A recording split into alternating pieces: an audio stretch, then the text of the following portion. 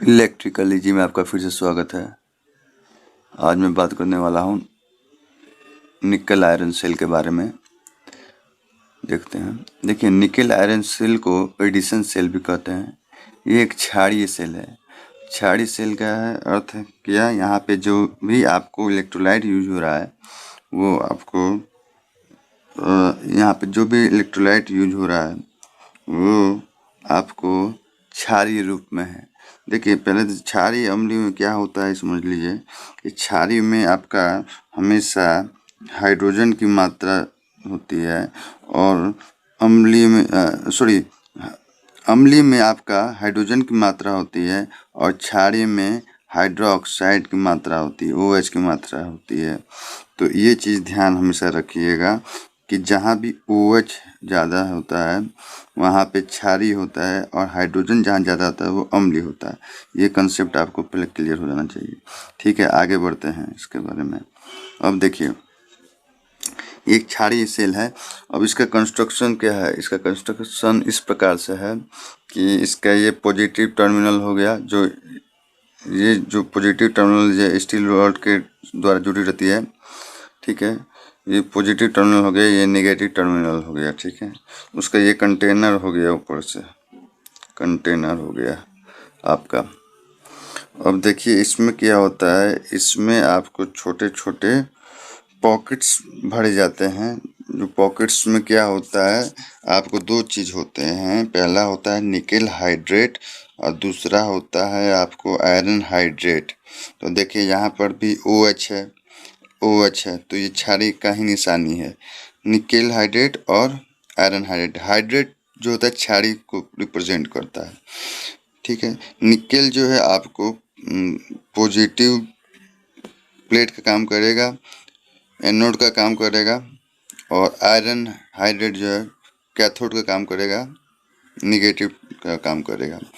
ठीक है, अब देखिए इस सभी को आप जो जानते हैं कि वहाँ पे इलेक्ट्रोड और एनोड दोनों को सेपरेट करके रखना होता है, इसलिए सेपरेटर का उपयोग किया गया रहता है ताकि इस तरह का शॉर्ट सर्किट इंटरनल ना रहे और रासायनिक अभिक्रिया सही तरीके से होती रहे।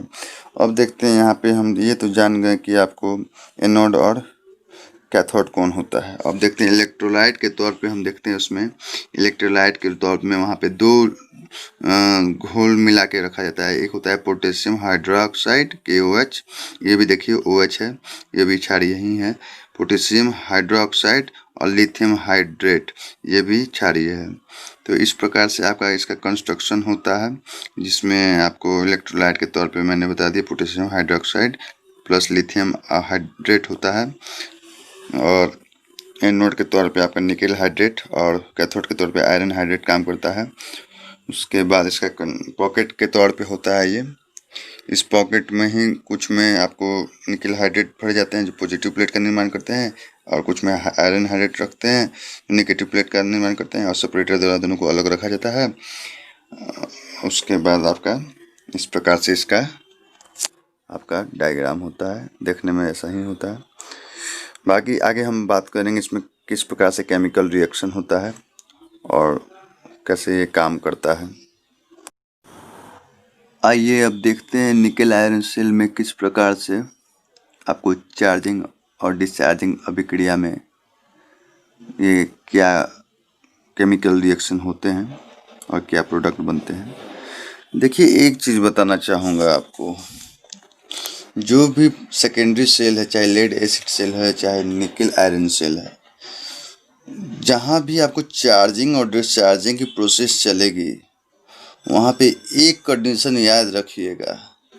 जिस प्रकार एक जो होता है मियाँ बीवी में लड़ाई हो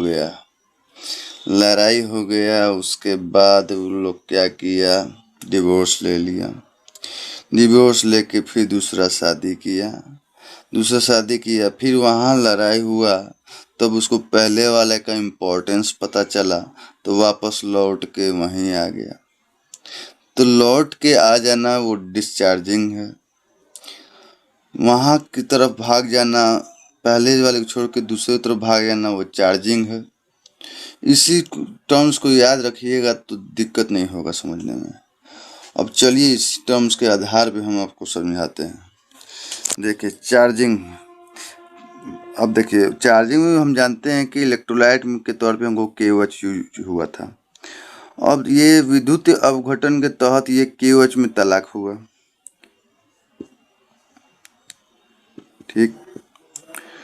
अब ये K जो है टूट गया, K प्लस में, OH नेगेटिव में टूट गया।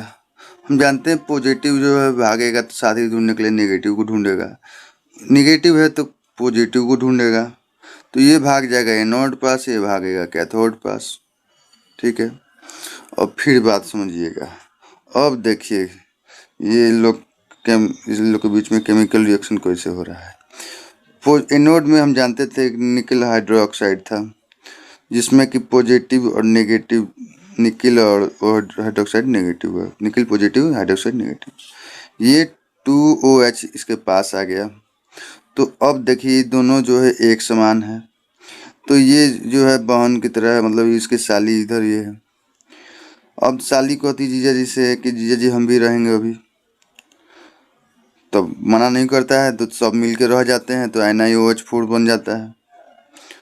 सब मिल के रह गए, कोई दिक्कत नहीं है, बन गया था, निकल हाइड्रोक्साइड बना ही, लेकिन 4 हो गया, 2 क्यों था पहले 2, अब 4 हो गया। उसी प्रकार से अब कैथोड में देखिए, यहाँ पे क्या है सिचुएशन, जो उधर है वो भी इधर भी है। यहाँ आयरन हाइड्रोक्साइड जो है, जो जोड़ा में था लोग में, फिर लड़ाई झगड़ा हुआ, तो अब बोलता है कि आयरन ऑक्साइड कि ना, अब हम जो है तुम्हारे साथ नहीं रहेंगे, तो ये छोड़ देता है इसको, और क्या करता है, ये छोड़ देता है इसको, तो ये अपना साथी ढूंढ लेता है, तो ये अकेला रह गया, आयरन हो गया अकेला, ये अपना साथी ढूंढ लिया, तो यहाँ पोटेशियम हाइड्रोक्साइड बन गया, पेड़ बना लिया अपना, ये अकेला रह गया। तो चार्जिंग क्रिया के दौरान इसी प्रकार से होता है, छोड़ना पकड़ना छोड़ना यही सब चलते रहता है। अपना साथी ढूंढो, फिर उसके साथ शादी कर लो, ठीक है। तो यही प्रक्रिया चली है, यहाँ पे टूटा है, उसका अपना पेड़ नया बनाया है, तो इस तरह हुआ। तो यहाँ पे दोनों बहन थी, इसलिए दोनों में एक ही हो गया है, दोनों मिलके एक हो गया है। नया प्लस कोई पॉजिटिव प्लस आगे कुछ ऐसा नहीं ऐड हुआ है, जैसा कि हम लोग नीचे देखते हैं यहाँ पे 2Fe प्लस 2KOH, लेकिन यहाँ प्लस करके कुछ ऐड नहीं हुआ है, क्योंकि दोनों एक था तो मैनेज कर लिया लोग। अब चलते हैं हम लोग बात करते हैं क्या डिस्चार्जिंग में क्या होता है। तो डिस्चार्जिंग में देखिए, यही KOH जो है इलेक्ट्रोलाइट जो होता है, डिस्चार्जिंग और चार्जिंग दोनों प्रक्रिया में अपना भूमिका अदा करता है, ठीक है। मतलब KOH जो होता है बहुत बड़ा का फैक्टर है इसमें, ये दोनों चार्जिंग और डिस्चार्जिंग कराने का प्रक्रिया में। अब देखिए डिस्चार्जिंग में क्या होगा, एनोड, अब ये तो पूरा अपना निकल आयरन हाइड्रोक्साइड जो है अपना साली के साथ आके 4 गो हो गया। अब देखिए अब क्या है कि अब जब ये KOH हुआ पॉजिटिव, इसको मिला K पॉजिटिव है, तब ये इसका साली जो थी निकल से कहती है कि भाई अब हमको भी मेरे जोड़ी मिल गया, हमारा भी शादी करवा दो। तो क्या करता है 2K के साथ शादी करवा देता है OH का, तो यहाँ पे शादी हो गया इसका, तो पोटेशियम हाइड्रोक्साइड बन गया, और ये अपना मियाँ बीवी पहले के जैसा रहने लगा, निकल और हाइड्रोक्साइड 2 हो गया अब, ठीक है। फिर कैथोड में देखिए, कैथोड में क्या हुआ, ये आयरन तो अकेला हो गया था चार्जिंग होके, अब चार्जिंग हो गया अकेला तो हो गया था, लेकिन बात है फिर उसको याद आने लगा अपना पुराना बीवी का हाइड्रोक्साइड का, तो फ़ोन करके कहा कि आ जाओ, उनसे गलती नहीं होगा, तो आके ये लोग मिल गया, तो आयरन हाइड्रोक्साइड बन गया। तो यही है, बिछड़ना है जुड़ना है, यही सब काम चलते रहता है इसमें, चार्जिंग डिस्चार्जिंग प्रक्रिया में। बस समझना है कौन कब कैसे किससे जुड़ रहा है। हमेशा जो है पॉजिटिव नेगेटिव भागेगा, नेगेटिव की ओर भागेगा, नेगेटिव पॉजिटिव की ओर भागेगा, तो नया प्रोडक्ट बनाएगा। तो इस तरह से समझिए कि सभी चार्जिंग डिस्चार्जिंग में एक चीज़ हमेशा कॉमन है, इलेक्ट्रोलाइट जो है डिस्चार्जिंग प्रक्रिया में भी भागीदारी है, चार्जिंग प्रक्रिया में भागीदारी है, वो जो है दोनों में काम करता है, अपना मिलाने में भी काम करता है और भगाने में भी काम करता है, तलाक करवाने में भी काम करता है। तो बहुत बड़का फैक्टर है ये इलेक्ट्रोलाइट KOH या कोई भी इलेक्ट्रोलाइट जो सेकेंडरी सेल में यूज होता है, उसका उपयोग उसी तरह से होता है। तो ठीक है, आप लोगों को निकेल आयरन सेल के बारे में समझ में आ गया होगा, कैसे काम करता है, कैसे नहीं काम करता है। और बाकी इसका उपयोग क्यों किया गया, इसका उपयोग किया गया क्योंकि लेड एसिड सेल में क्या होता है, पॉकेट में होता है, तो पॉकेट में होता है तो उसका हल्का पेस्ट फॉर्म में होगा, तो उसको मेंटेनेंस करना आसान रहता है, साइज छोटा हो जाता है और कंफर्टेबल होता है, कहीं भी आप कैसे भी जगह में एडजस्ट करने के लिए। उसमें लिक्विड फॉर्म में इलेक्ट्रोलाइट नहीं होगा तो छलकेगा नहीं, ब्लास्ट होने का चांस कम रहेगा, मैकेनिकल डैमेज कम होगा। तो इसलिए निकेल आयरन सेल का उपयोग किया जाता है। इसका नॉर्मल तौर पे आप देखिए, आपका पावर बैंक जो होता है उसमें किस तरह का होता है, वो भी तो इस निकेल आयरन सेल ही है। उसमें लिथियम इलेक्ट्रोलाइट के तौर पे साथ में यूज करते हैं, इसलिए उसका नाम भी लिथियम सेल भी कर देते हैं, लेकिन एडिशन सेल भी कहते हैं, छाड़ी सेल भी कहते हैं। तो आप जो है इस प्रकार से ध्यान रख सकते हैं कि कैसे ये काम करता है। आपको सेम प्रोसेस जो है आपका, जैसे मैंने बताया था आपको लेड एसिड सेल में, उसमें भी उसका इलेक्ट्रोलाइट कॉमन था और वही प्रक्रिया चल रही थी, तलाक, फिर नया पेयर, फिर अफसोस जताना, फिर लौट के वही फॉर्म में आ जाना।